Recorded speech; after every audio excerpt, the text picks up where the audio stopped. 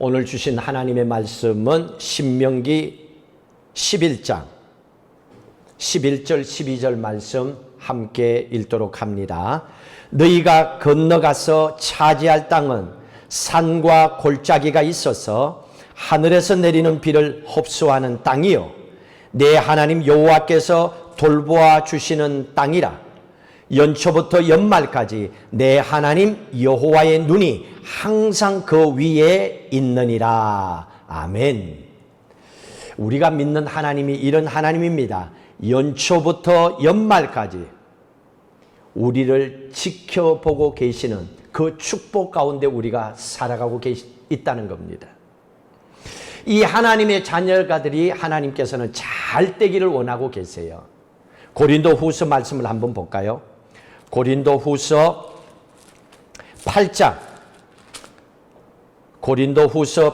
9절에 보시면 예수님께서 왜 이 땅의 가장 낮은 곳에 오셨고 십자가 지시고 죽기까지 하시고 또 가장 가난하고 비참하고 힘들게 사시다 가셨는가? 왜 우리를 구원의 길을 열어서 하나님의 자녀를 삼아 주셨는가? 우리가 잘 되기를 원하셨습니다. 그게 고린도후서 8장 9절 나와 있습니다. 함께 읽습니다. 우리 주 예수 그리스도의 은혜를 너희가 알거니와 부요하신 이로써 너희를 위하여 가난하게 되심어. 하나님이신데 왜 가난하게 이 땅에서 사셨고 그 길을 걸어가셨는가? 그 이유를 얘기합니다. 그의 가난함으로 말미암아 너희를 부요하게 하려 합니다. 이게 하나님의 마음이에요. 하나님은 우리가 잘 되기를 원하고 계세요.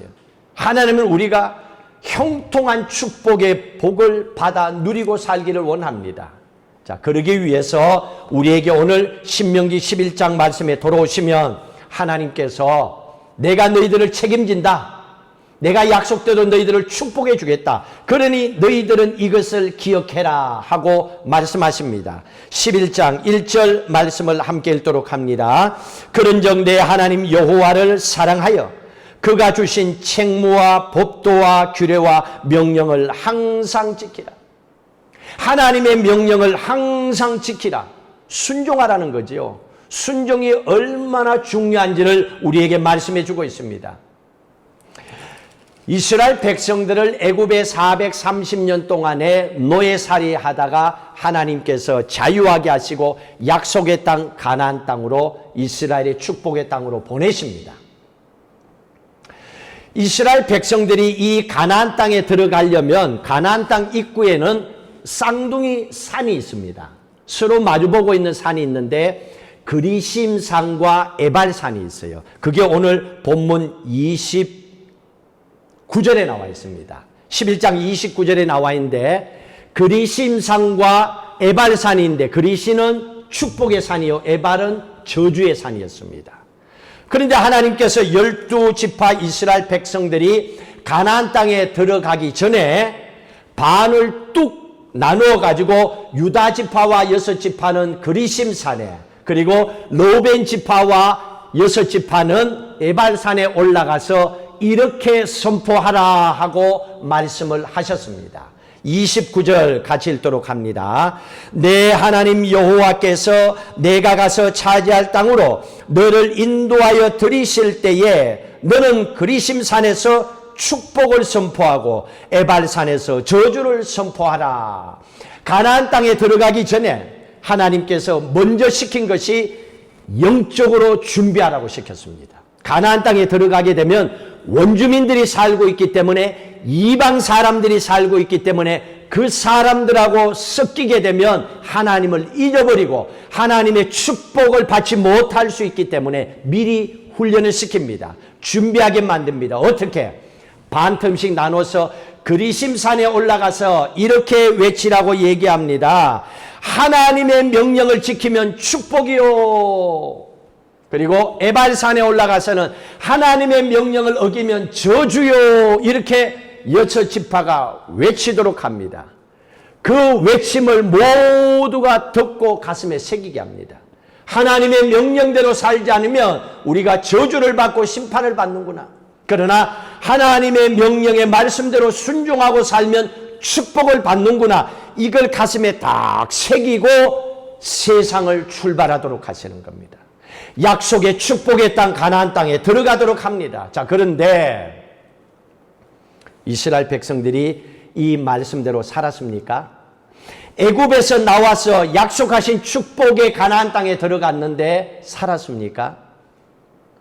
예수님께서 오신 것이 그 이후에 4,000년의 시간이 지났습니다. 4,000년의 시간이 지났는데 그때 어땠습니까? 이스라엘 백성들은 로마의 노예 생활을 하고 있었습니다. 그때 예수님께서 오신 거예요. 하나님께서 이렇게 축복받을 수 있는 길을 가르쳐 줬는데도 순종하지 않았습니다. 예수님께서 이 이스라엘 백성들을 향하여 그 가운데 있는 하나님의 약속이 아니라 또 노예 생활하고 있는 이 이스라엘 백성들을 하나님은 또 자유를 주시기 위해서 그들을 축복하기 위해서 이 땅에 오신 분이 예수 그리스도시잖아요. 그분 예수님께서 이 땅에 오셔서 어떻게 하셨어요? 그리심산이 아니라 에발산이 아니라 갈보리산에 올라가셔서 십자가에 피 흘려 죽으시고 막혔던 하나님과의 축복의 길을 확 열어주셨잖아요. 갈보리산에서. 이걸 예수님을 통하여 하나님은 다시 우리에게 열어주신 겁니다. 이스라엘 백성들의 역사가 어떻습니까? 이스라엘 백성들이 살고 있는 그 땅은 지금은 애굽의 노예 생활을 했지요. 또 요즘 여러분 성경 읽는데 보면 바벨론의 노예 생활을 합니다. 바벨론의 포로로 끌려가서 70년 후에 돌아옵니다. 그 다음에는 어떻게 됩니까?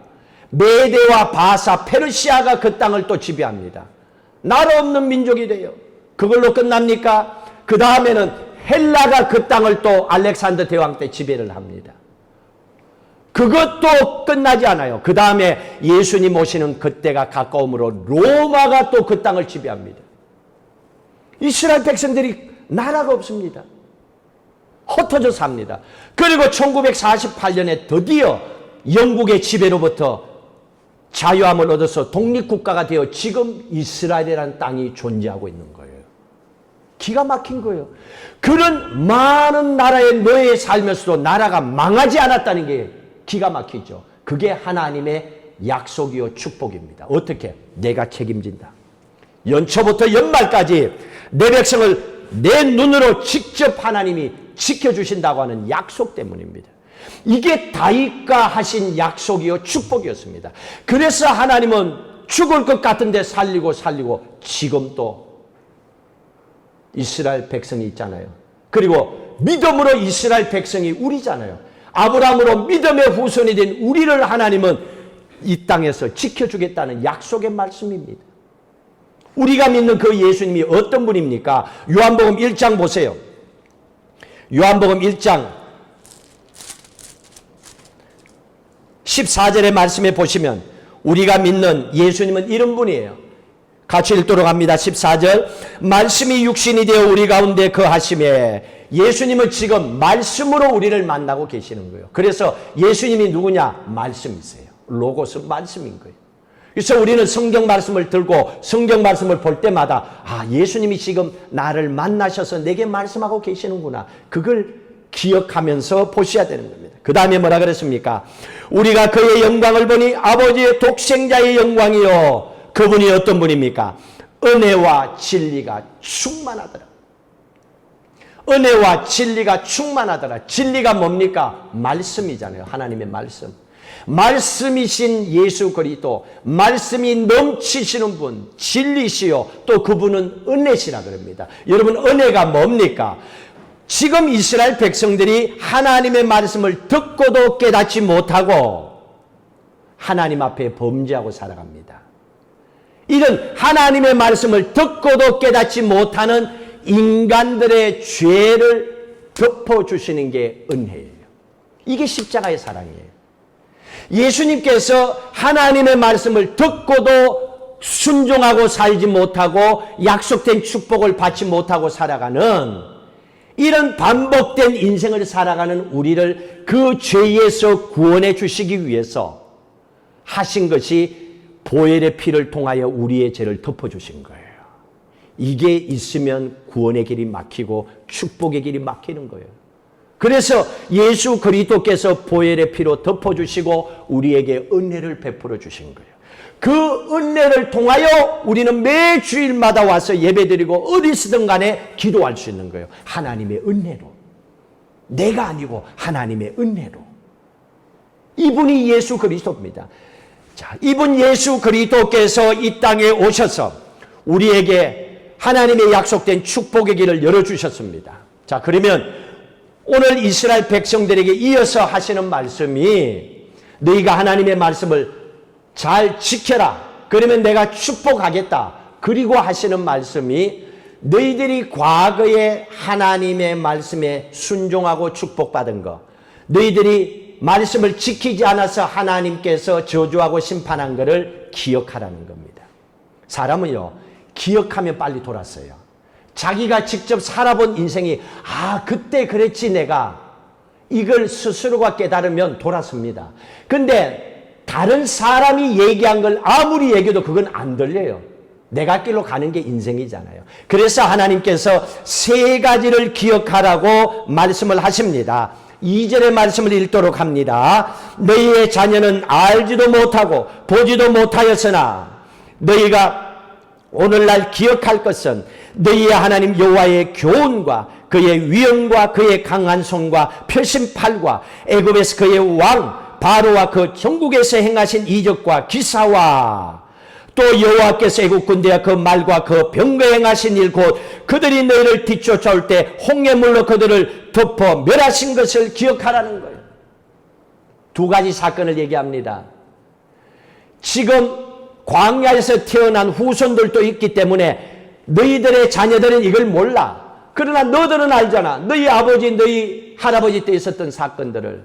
그러면서 첫 번째 하나님께서 기억하게 하신 것이 애굽에서 탈출할 때 사건을 기억하게 합니다. 그때 말씀하셨습니다. 10가지 재앙을 행하시면서 너희들은 하나님의 명령 앞에 순종해라. 그러면 내가 너희들을 살리고 축복하겠다. 그리고 마지막 10가지 재앙 때에 모든 짐승과 사람의 장자가 다 죽는 사건이 있었습니다. 그 재앙을 행하실 때 하나님께서 말씀을 하셨습니다. 내가 너희들을 살려줄 테니까 어린 양을 잡아서 문설주와 임방에 발라라. 그러면 내가 살려주겠다. 그리고 그날 밤에 너희들은 양을 구워서 무교병, 누룩을 넣지 않는 빵과 쓴 나물을 함께 밤새도록 먹어라. 내가 너희들을 책임지고 살려서 홍해강을 건너서 약속의 땅에 보내겠다. 그런데 그 말씀대로 순종했던 가정은 하나님 살려주셨습니다. 홍해도 건너게 하시고 약속의 땅에 가도록 하셨습니다. 그러나 불순종한 가정은 다 죽었죠. 그 사건을 첫 번째 기억하라는 겁니다. 하나님의 말씀에 순종하고 사는 것이 얼마나 중요한지 기억하라는 겁니다. 또 두 번째 사건을 5절에서 말씀하고 있습니다. 5절 읽습니다. 또 너희가 이곳에 이르기까지 광야에서 너희에게 행하신 일을 기억하라. 광야에서 무슨 일을 했습니까? 이스라엘 땅은 사막이요 그냥 산맥으로 우거진 곳이기 때문에 험해요. 땅 자체가. 비도 없고. 하나님께서 광야길을 40년 동안에 이 이스라엘 백성들이 날씨가 밤낮으로 다르니까 추울 때는 불기둥으로 지켜주시고 더울 때는 구름기둥으로 지켜주신 걸 기억하라는 겁니다. 그리고 광야 40년 동안에 먹을 것이 없을 때에 만나와 메추라기로 하나님께서 내가 너희들을 먹일 테니까 걱정하지 마라. 너희 사는 건 내가 책임져 준다. 하나님 말씀하셨어요. 그리고 광야에서 먹을 양식을 주셨습니다. 자, 그런데 그때에 출애굽기 16장에 보시면 하나님께서 내가 만나를 매일매일 너희들에게 먹을 걸 주겠다. 욕심 부리지 마라. 이틀 거 가져오지 마라. 남으면 그 다음날 다 썩는다. 그리고 너희들은 안식일 날을 위하여 토요일은 내가 이틀 걸 줄 테니까 안식일 날은 광야에 나가서 만나를 줍겠다고 하지 마라. 나가지 마라.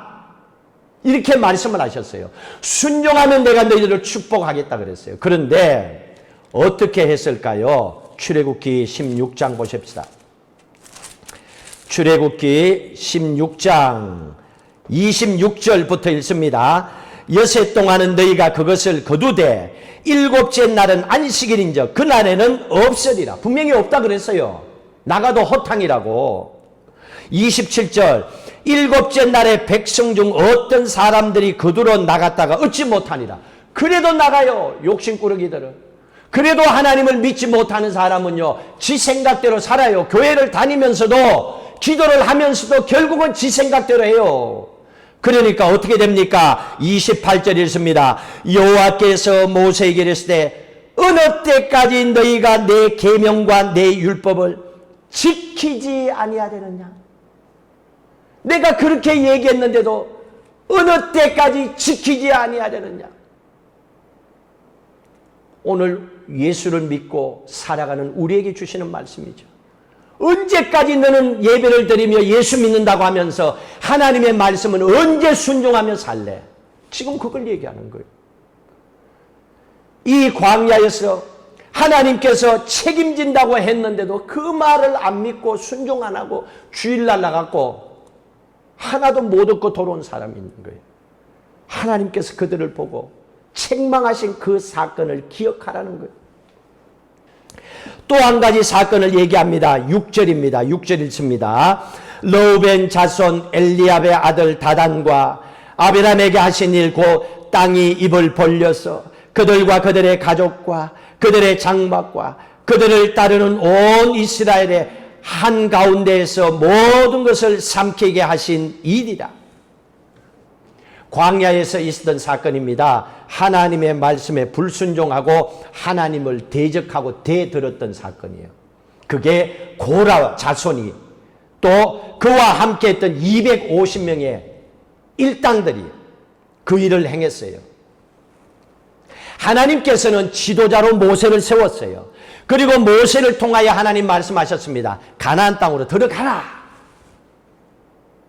내가 저 땅을 준비했다. 축복의 땅이다. 그런데 이스라엘 백성들, 특별히 오늘 나오는 이 고라 자손부터 시작해서 이 일당들이 이 말씀을 듣지 않고 하나님이 세우신 모세 지도자를 대적합니다. 그리고 하는 말이 모세 너만 하나님 음성 듣냐? 우리도 기도하면 하나님 들어준다 하고 모세를 우습게 여기며 대적했습니다. 그리고 또 대적한 행위가 뭐냐면 하나님께서 우리를 죽이려고 광야로 데려왔지 차라리 애굽에 그냥 두지 왜 광야로 우리를 죽이려고 끌고 왔느냐? 말도 안 되는 원망을 합니다.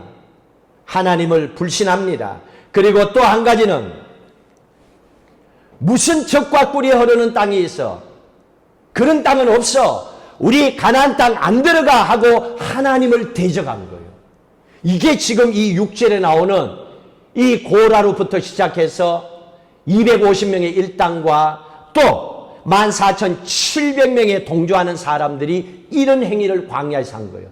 그 사건을 기억하라는 겁니다. 하나님을 대적하고 말씀에 불순종한 그거 결과가 어떻게 됐을까요? 그 앞에 보세요. 민수기 16장 엄청스러운 일이 일어나게 됩니다. 자, 이렇게 불순종했더니 16장 31절 민수기 16장 31절 있습니다. 그가 이 모든 말을 마치자 말자 그들이 섰던 땅바닥이 갈라지니라. 땅이 그 입을 열어 그들과 그들의 집과 고라에게 속한 모든 사람과 그들의 재물을 삼키며 그들과 그의 모든 재물이 산채로 스올의 지옥에 빠지며 땅이 그 위에 덮이니 그들이 회중 가운데서 망하니라.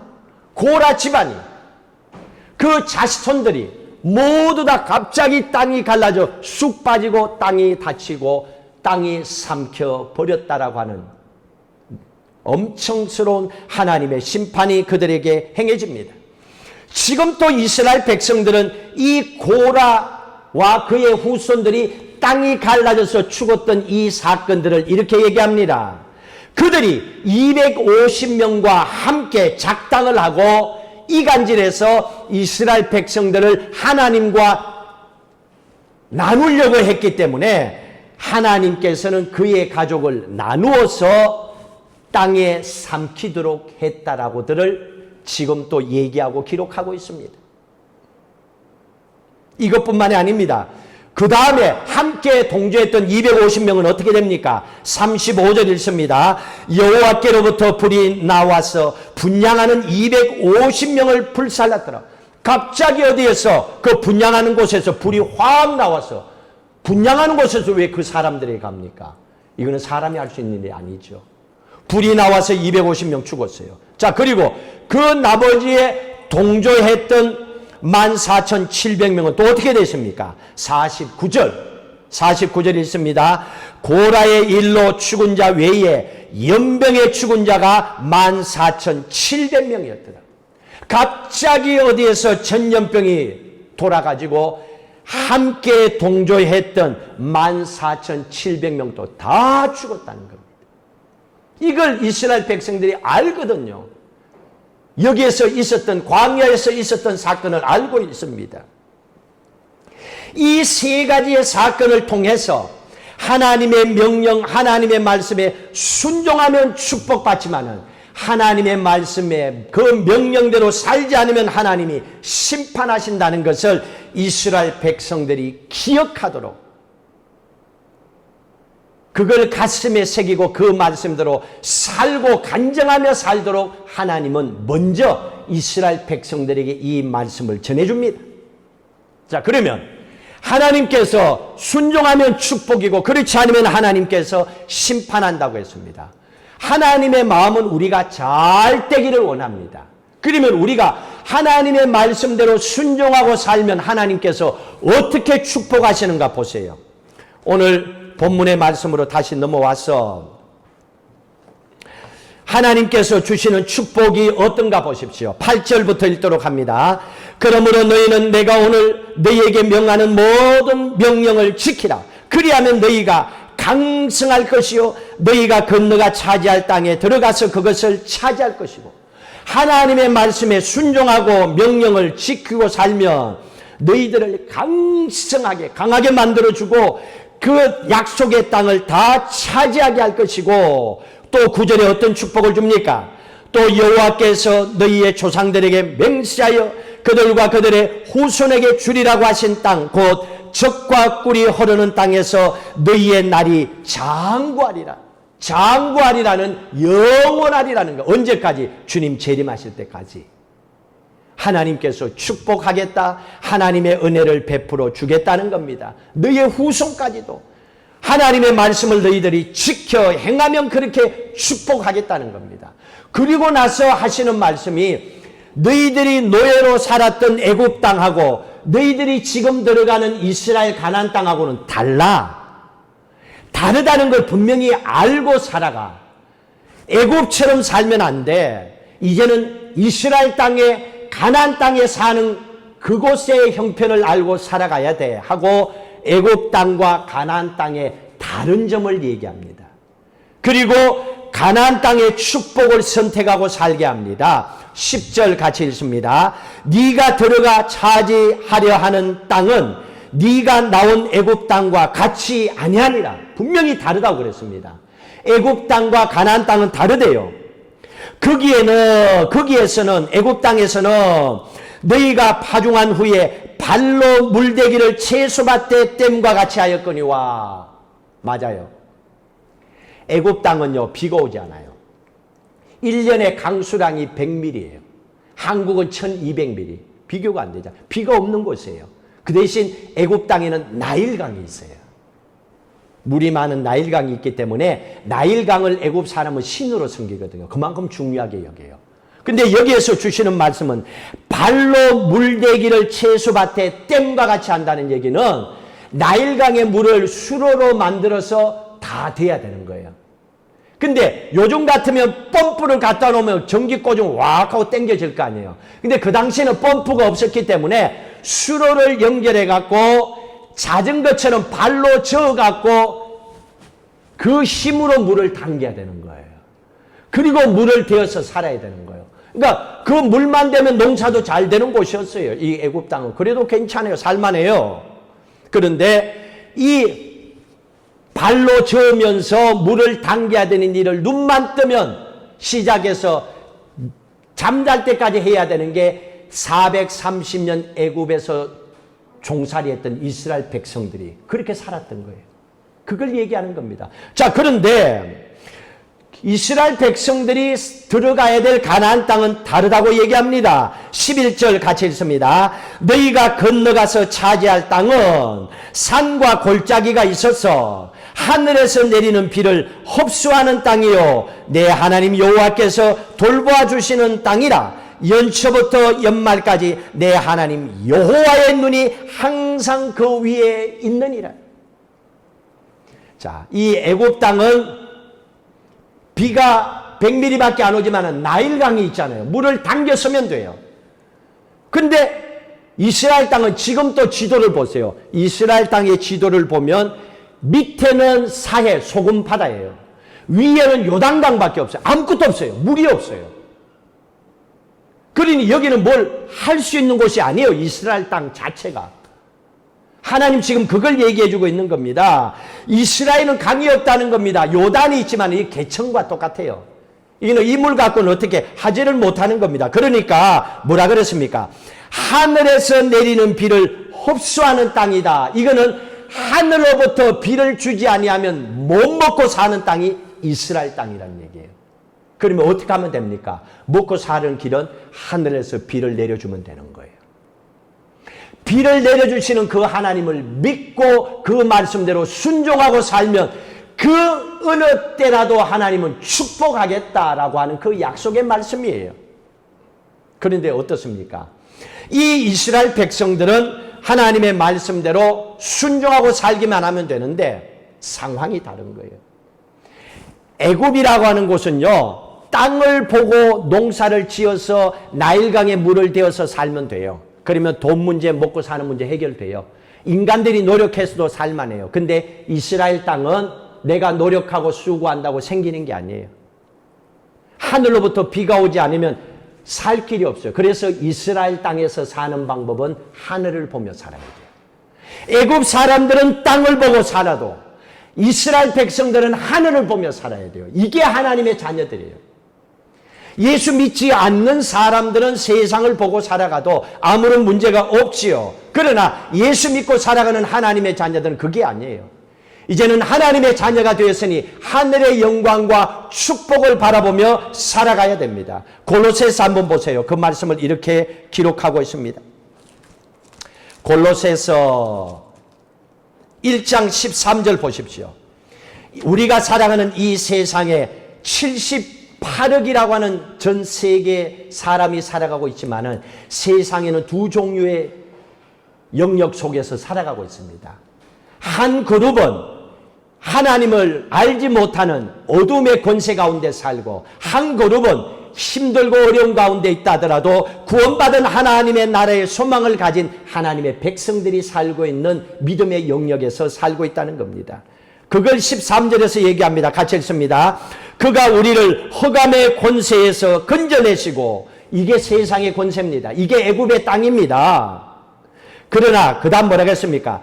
그의 사랑의 아들의 나라로 옮기셨으니, 우리는 옮겨진 하나님의 백성이에요. 이제는 가나안 땅에 들어가서 축복을 받고 살아야 되는데 그건 하늘로부터 주시는 축복이니 우리가 하늘을 바라보며 믿음으로 하나님의 약속된 축복을 받아 누리고 살아가라는 겁니다. 그 하나님이 어떤 분입니까? 오늘 그랬죠. 12절에 연초부터 연말까지 하나님 여호와의 눈이 항상 그 위에 있대요. 하나님의 백성들을 하나님은 지켜보고 계신다는 겁니다. 축복하겠다는 얘기입니다. 어떤 사람들에게? 믿음으로 살아가는 하나님의 자녀들의 삶 속에 하나님께서 책임지겠다는 거예요. 그걸 기억하라는 겁니다. 그렇기 때문에 너희들이 가나안 땅에 들어가면 애굽에서 사는 것처럼 그렇게 살면 안 된다는 겁니다. 우리가 예수 믿고 구원받았으면 옛날에 예수 믿기 전에 사는 것처럼 그렇게 살면 안 된다는 겁니다. 말씀에 순종하고 믿음의 사람으로 살아야 된다는 거예요. 그리고 세상이 아니라 하늘을 바라보며 살아야 된다는 거예요. 하나님께서 부어주시는 믿음의 축복 받고 살라는 겁니다. 그걸 너희들이 가나안 땅에 들어가게 되면, 예수 믿고 구원받게 되면 너희들이 이렇게 믿음으로 살게 되면 내가 너희들을 축복하겠다 그랬습니다. 자, 그러면 지금 연초부터 연말까지 우리를 지켜보시는 그 하나님이 어떤 하나님입니까? 우리는 세상에 필요한 게 많잖아요. 그 중에서도 건강과 물질이 필요하잖아요. 근데 하나님은 어떤 분인가 보세요. 학개서 구약성경. 구약성경 학개 2장 8절 1311페이지.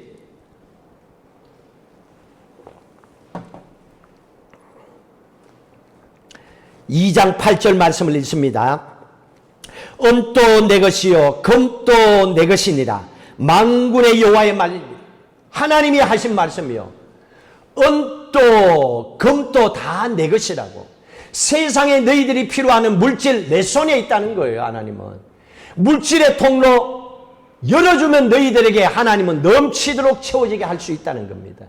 우리가 믿는 하나님이 이 하나님이라는 얘기입니다. 하나님은 이스라엘 백성들에게 약속하신 축복이 이렇게 엄청나게 크다는 걸 얘기합니다.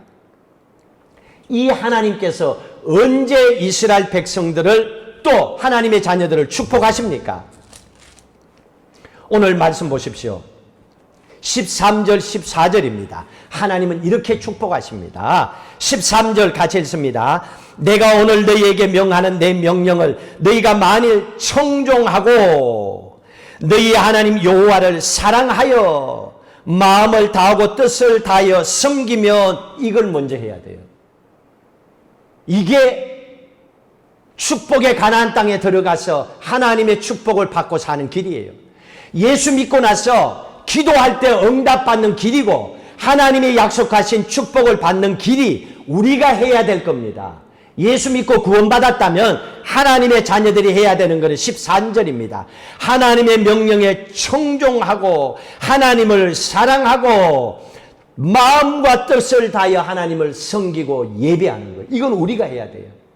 그러니까 하늘을 바라보고 살라는 겁니다.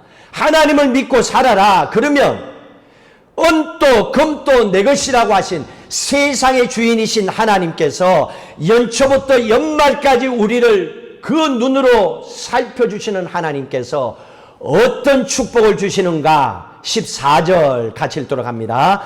여호와께서 너희의 땅에 이른비 늦은 비를 적당한 때에 내리시리니 너희가 곡식과 포도주와 기름을 얻을 것이다. 하나님은 우리에게 언제 뭐가 필요한지를 알고 계시는 거예요. 적당한 때에 우리에게 가장 필요한 때에 이른 비와 늦은 비, 이게 이스라엘 땅에 흐르는 거거든요. 7월에 하나님께서 이른 비, 또 하나님 늦은 비를 또 내려야만이 그 이스라엘 땅의 곡식이 되는 거예요. 이 비가 너무너무 소중한 거예요. 생명줄이거든요. 그것처럼 하나님께서는 우리를 살리되 가장 적당한 때 이른 비와 늦은 비를 내려가지고 하나님은 축복하겠다는 겁니다. 어떻게? 마지막에 뭐라 그랬습니까? 하나님이 주시는 그 축복을 통하여 그 농사진 곳에 곡식, 포도주와 기름을 얻게 한다. 이거 다 돈이잖아요. 돈을 줘야 씨앗을 사고 돈을 줘야 포도를 사 먹고 뭐 쌀을 사 먹고 기름을 사 먹을 거 아니에요. 하나님께서 어떤 축복을 준다 그랬습니까? 하나님께서 너희의 인생에 돈줄을 풀어주겠다는 거예요. 물질의 부분도 풀어주겠다는 거예요. 뭐 할 때? 13절에 하나님의 명령을 지키고 순종하며 살아갈 때. 하나님께서는 우리가 이 세상도 약속하신 이 천국의 삶을 살기를 원하고 계시는 겁니다. 그러기 위해서 우리가 해야 되는 것은 우리의 마음속에 항상 감사하는 마음을 잊지 않아야 돼요. 연말이 가까울 때마다 우리가 기억해야 되는 말씀이 있어요. 하나님의 뜻이 뭘까? 하나님의 뜻이 뭘까? 한번 볼까요? 데살로니가 전서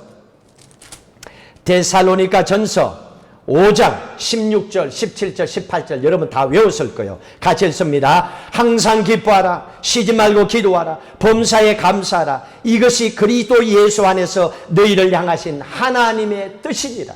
하나님의 뜻이래요. 하나님의 뜻, 하나님이 원하는 거 하면 되는 거예요. 뭐라 그랬습니까? 항상 기뻐하라. 이거 안 되죠. 쉽지 않죠. 늘 애들 볼 때 또 뭐 남편 아내 볼 때 늘 기쁘게 하고 싶은데 화날 때 있잖아요.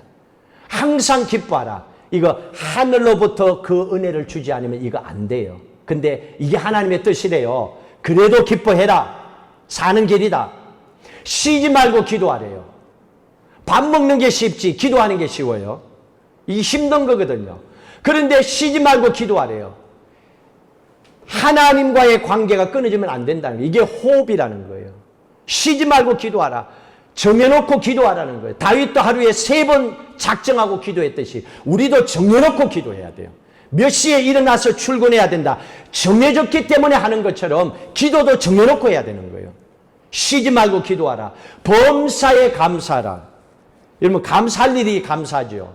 범사에 어떻게 항상 감사해요. 근데 감사해야 돼. 그러기 위해서는 우리가 감사할 일을 살아봐야 돼요. 그런 일을 내가 경험해 봐야 돼요. 저는 괌에 살면서 물질적인 부분에 어려움을 많이 겪었기 때문에 이 부분을 풀어주시는 하나님을 만났어요. 그래서 저는 웬만한 어렵고 힘든 상황은 별로 걱정이 안 돼요. 왜? 하늘을 쳐다보면 또 그 길을 열어주신다는 걸 믿기 때문에. 그 하나님을 믿기 때문에. 세상의 주인이 내 아버지라는 걸 믿기 때문에 그래요.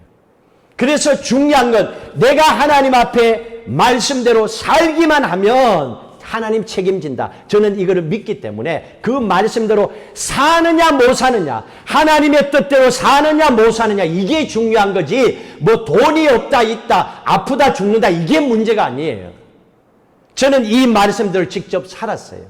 하나님께서 이 축복을 우리에게 부어주신 거예요.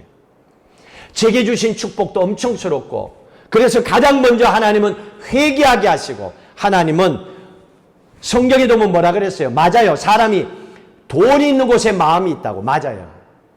돈이 가면요 마음이 가요. 안 끌릴 수가 없어요. 항상 사람들은 돈 걱정하고 돈을 따지고 살아야 돼요. 근데 이걸 뛰어넘어야 돼요. 여기에 매여 있으면 돈을 다스릴 수가 없어요. 하나님께서는 세상을 창조하시고 다스리라고 그랬어요. 모든 만물을 다스리라고 그랬어요. 그러면 다스리려면 묶여있으면 안 돼요. 묶여있으면 걱정이 오거든요. 풀어버려야 돼요. 근데 이게 돈이 없는 사람이 어떻게 돈에 묶이지 않고 살아갈 수 있어요?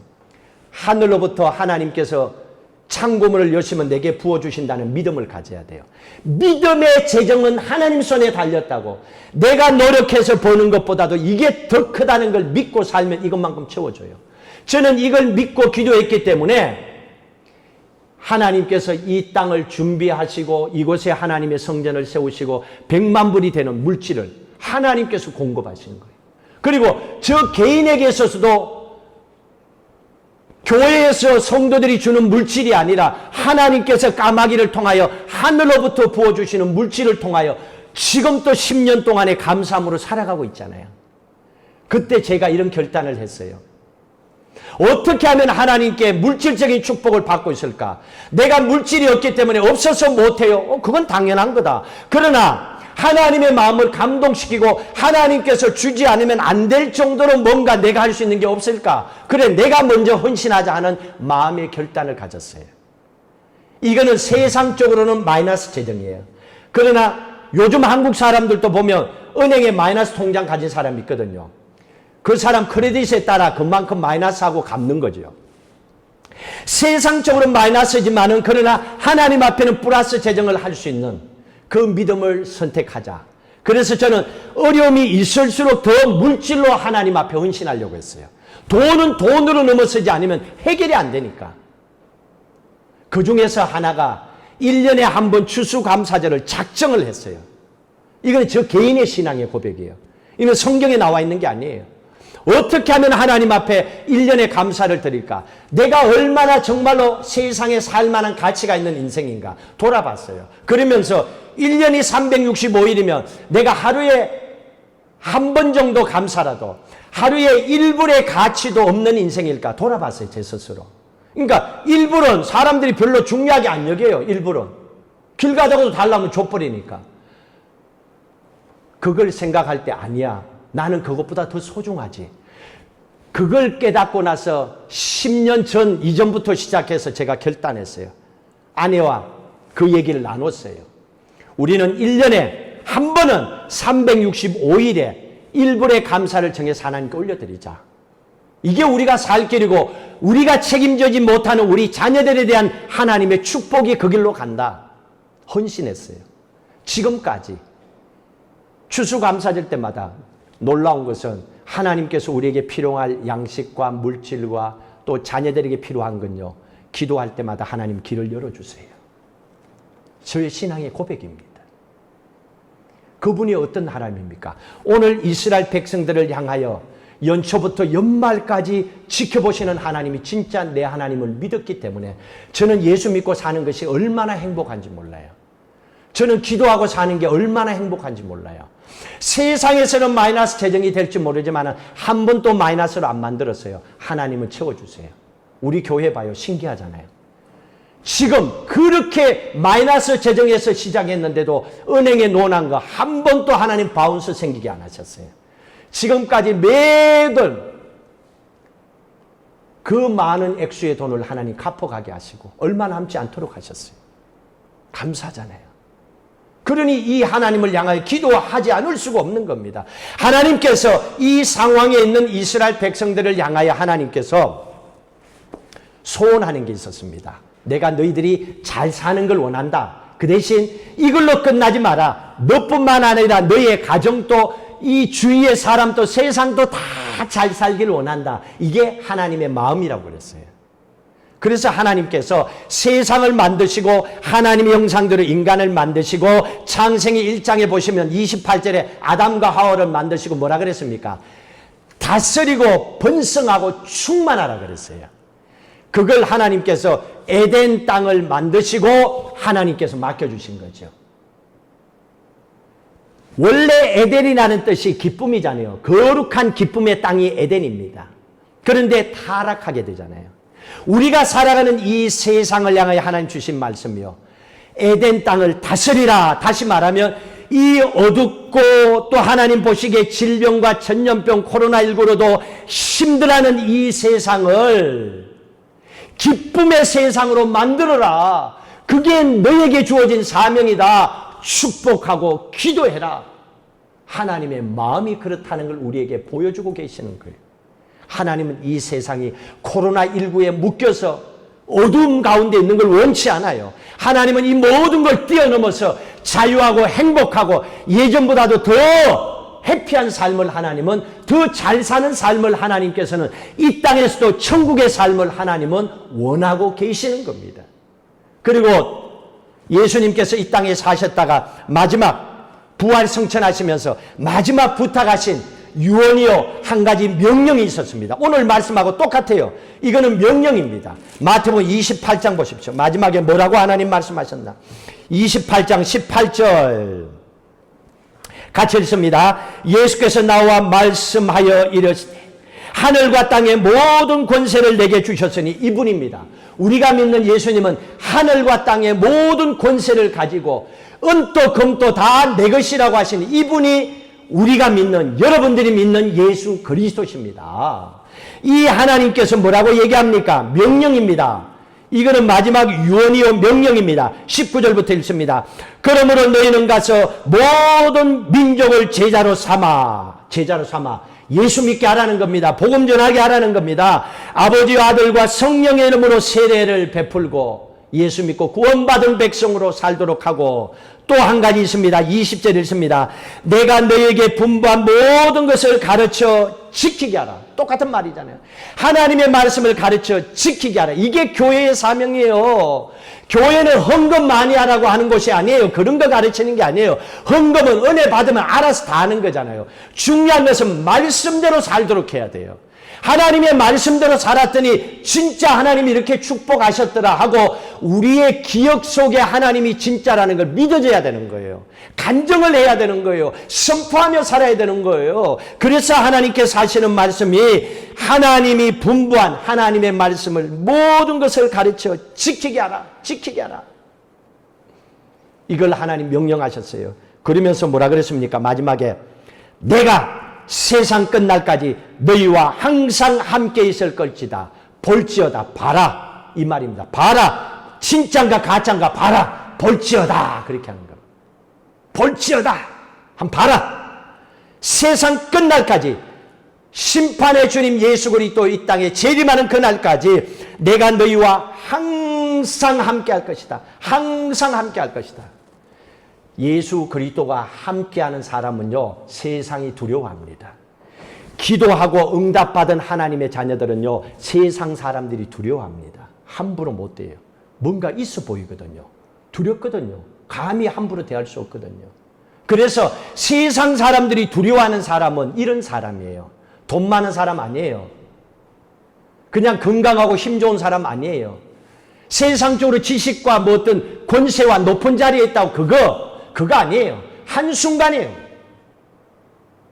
진짜 중요한 것은 하나님이 함께하는 사람. 그래서 함부로 할 수 없는 사람, 두려운 사람이에요. 이런 사람이 있었어요. 성경에도요. 한번 찾아볼까요? 창세기 26장. 이런 사람이 있었어요. 그 나라의 왕과 군대 장관이 와서 그 앞에 쩔쩔 매면서 하는 얘기가, 야, 우리 건드지 마라. 우리 해하지 마라. 제발 부탁한다. 우리하고 싸우지 말자. 이렇게 얘기하고 오히려 사정을 합니다. 창세기 26장. 자, 26장 28절 말씀해 보시면 이삭에게 와서 블레셋 왕과 찾아와서 얘기합니다. 28절 읽습니다. 그들이 이르되 여호와께서 너와 함께 계심을 우리가 분명히 보았으므로 우리의 사이 곧 우리와 너 사이에 맹세하여 너와 계약을 맺으리라 하였느니라. 너는 우리를 해하지 말라. 이는 우리가 너를 범하지 아니하고 선한 일만 내게 행하여 내가 평안히 가게 하였음이니라. 이제 너는 여호와께 복을 받은 자니라. 세상 사람이 얘기합니다. 너는 복 받은 사람이야. 그러니 너는 하나님이 우리가 눈으로 보니까 하나님께서 너와 함께 계심을 우리가 분명히 보았다. 믿지 않는 사람이 봤대요. 저 사람이 하나님하고 함께 있는 거. 이게 중요한 거예요. 교회 다니는 사람 보는 게 아니에요. 장로 권사 보는 거 아니라니까요. 교회 얼마나 오래 다니고 헌금 얼마나 많이 했는가 이 수준으로 보는 게 아니에요. 어떤 사람을 봅니까? 하나님이 함께하는 사람. 하나님이 함께하는 사람이 어떤 사람이요? 하나님의 말씀대로 순종하며 사는 사람이죠. 그랬더니 하나님이 기도 응답하고 축복한 사람, 기도하면 놀라운 축복이 나타나는 사람. 그래서 세상 사람들이 두려워하는 거예요. 함부로 못하는 거예요. 그 사람들에게 찾아가서 얘기합니다. 우리는 해하지 마라. 우리하고 조약하자. 잘 지내자. 세상 사람들이 사정한다는 얘기입니다. 왜? 그 사람들이 눈으로 본 거예요. 저 사람은 하나님이 함께하는 사람이야. 교회도 이렇게 돼야 돼요. 하나님의 말씀대로 함께함을 통하여 세상 사람들이 두려워하는 곳이 교회가 돼야 돼요. 그런데 요즘 교회는 어떻습니까? 사람은 많이 모이고 헌금은 많이 하고 돈은 많다고 빌딩은 크게 지었지만은 만약에 그 안에 하나님의 말씀이 살아 역사하지 못한다면 세상 사람들은 그 교회를 향하여 우습게 여긴다는 얘기예요. 이걸 오늘 우리에게 얘기해 주고 있는 겁니다. 교회는 하나님의 말씀이 살아 역사해야 됩니다. 하나님의 교회마다 하나님이 보여져야 돼요. 그래서 세상 사람들이 볼 때, 저 교회는, 저 안에는, 저 교인들에게는 하나님이 함께 하셔. 내가 봐서. 그 두려움이 생겨야 되는 거예요. 그건 하나님의 역사가 그 안에 나타나기 때문에 생기는 겁니다. 이게 크리스찬의 힘이요. 이게 교회의 힘이요. 이게 예수 믿고 구원받은 하나님의 자녀들의 영적인 힘입니다. 왜 그럴까요? 연초부터 연말까지 하나님이 그 눈으로 지켜보고 계시고 하늘의 권세와 땅의 권세와 언도 금도 내 것이라고 하신 하나님께서 그 자녀들을 축복하시기 때문에 그 축복을 받고 사는 걸 눈으로 보니까 의심할 수가 없는 거예요. 두려워할 수밖에 없는 거예요. 하나님은 그걸 우리에게 말씀해 주고 계십니다. 그러면 우리가 두려워야 될 게 뭡니까? 세상 가운데서 몸은 죽여도 영혼을 죽이지 못하는 세상의 권력을 가진 사람들을 두려워할 것이 아니라 우리는 몸과 영혼도 죽이는 예수 그리스도의 부활의 은총과 그 심판의 두려움을 믿음으로 받아들이고 준비하고 사셔야 되는 거예요. 우리가 하나님을 두려워하는 신앙을 가지고 산다는 게 무슨 말입니까? 예수 그리스도의 보혈의 피를 통하여 기도하는 삶입니다. 예수 그리스도의 보혈의 피를 붙잡고 찬양하는 사명입니다. 그리고 예수 그리스도와 함께 주님 재림하시는 그날까지 생명을 살리는 일을 위해서 내게 주신 이 사명을 감당하기 위해서 몸부림치는 겁니다. 이게 순교자의 신앙입니다. 여러분, 앞으로 마지막 때가 점점 가까워 오므로 이미 종말은 예수 그리스도 오시는 것부터 시작되었습니다. 마지막 적그리스도가 나타나서 세상을 뒤엎어 놓는 것, 이거 하나만 성경적으로 남아 있습니다. 그러면 우리가 할 수 있는 방법이 뭡니까? 여기에서 살아남을 수 있는 방법은 순교자의 신앙을 가지고 살아가야 돼요. 내 생명 주인은 하나님이시고 내가 죽음을 각오하고 믿음으로 살면 이 땅에서도 천국의 삶을, 그리고 주님 재림하시면 영원한 하나님의 나라에서 믿음으로 축복된 삶을 살아간다는 것을 믿고 선포하며 사셔야 됩니다. 그렇지 않고 그냥 먹고 사는 수준에, 그냥 무섭다 두렵다는 수준에 살게 되면 우리의 믿음은 세상에서 꺾일 수밖에 없습니다. 그래서 하나님께서 우리에게 말씀하십니다. 너희들이 말씀대로 살아가는 거 힘든 건 내가 알아. 너희 조상들도 그랬어. 너희 조상들도 먹는 것 때문에, 권력 때문에, 또 욕심 때문에 하나님의 말씀 믿지 못하고 순종하지 못하고 살아갔어. 근데 이제는 그러지 마라. 마지막 때가 가까웠다. 지금부터는 말씀을 붙잡고 믿음으로 순종하며 살아라. 그리고 내가 이 땅에 다시 오면 다 들림받아서 약속하신 영원한 하나님의 나라 천국에서 주와 함께 살아가자. 하나님은 그 말씀을 해주고 계십니다. 힘들고 어렵지만은 하루하루 오늘 주신 말씀을 붙잡고 믿음으로 승리하며 사시기를 주의 이름으로 축복합니다.